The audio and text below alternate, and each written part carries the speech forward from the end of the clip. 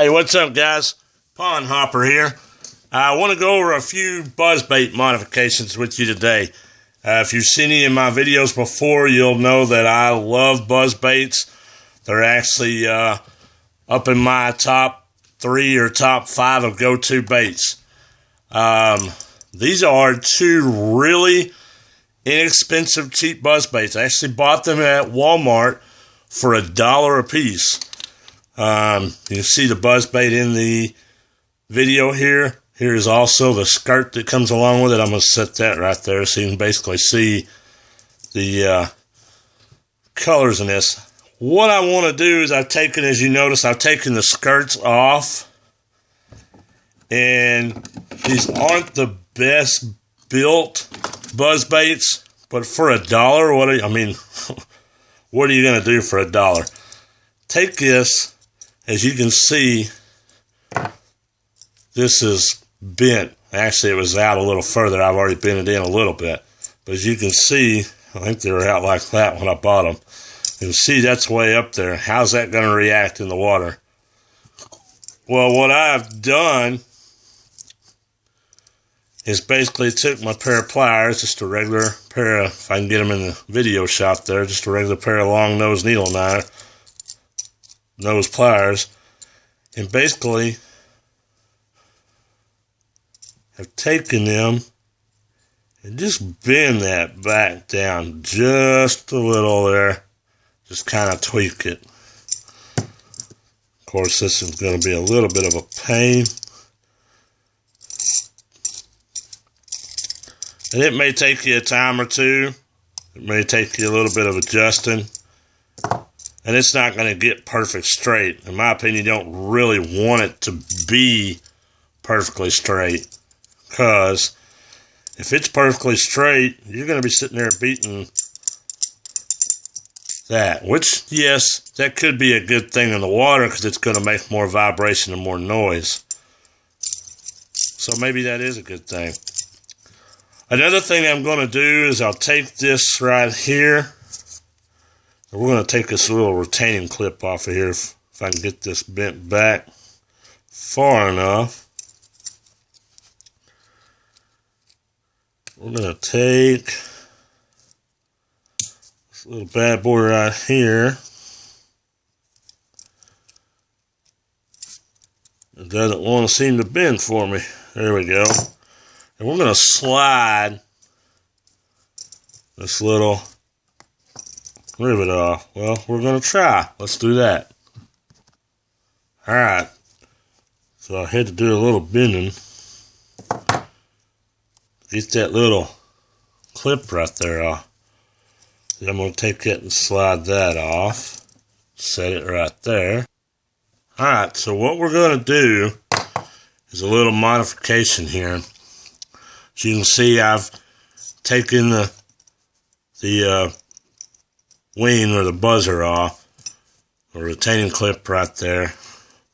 One of the biggest problems I have is whether if you tie on to straight tie on to your end here with your string, or if you use a clasp and clasp it, it continuously slides when you're casting your buzzbait.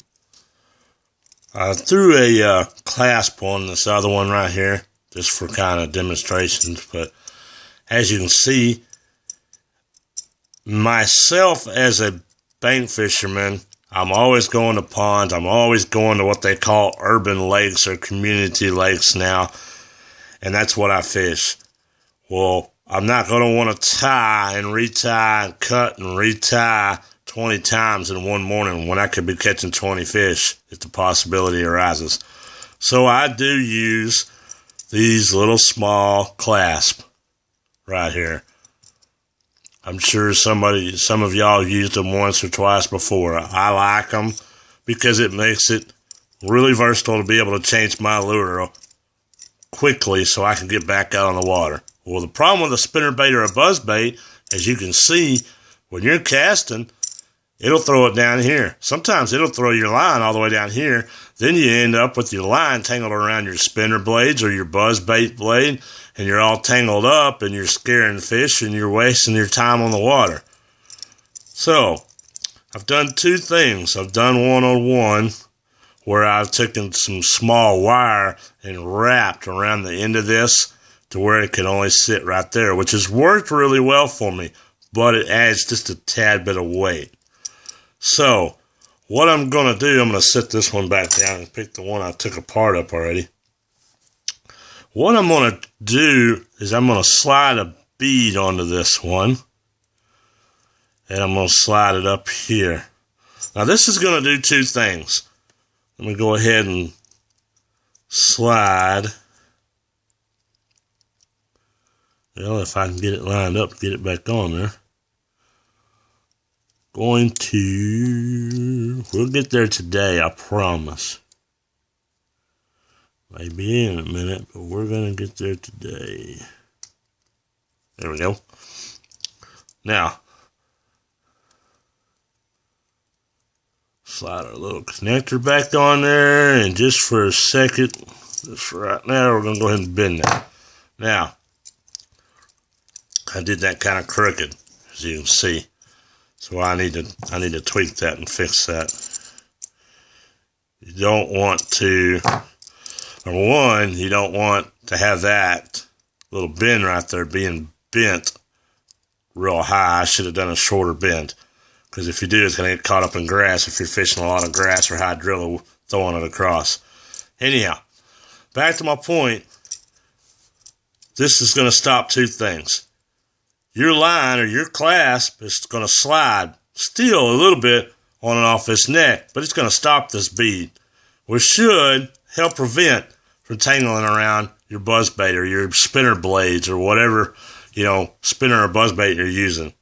Second thing this should help with is once I pull this up here and I'm done with this lure, I'll take my pliers right here and crimp this down, which will stop this from sliding back and forth. So therefore, the entire time, your buzzbait is doing nothing but sitting there spinning in one spot, making reactions. I hope this helps y'all out, gives you an extra tip of something you can do as a modification for your buzzbait. I'm going to go throw it on the water and test it myself. I'm pretty positive it'll work well. I've had good luck with doing these kind of modifications.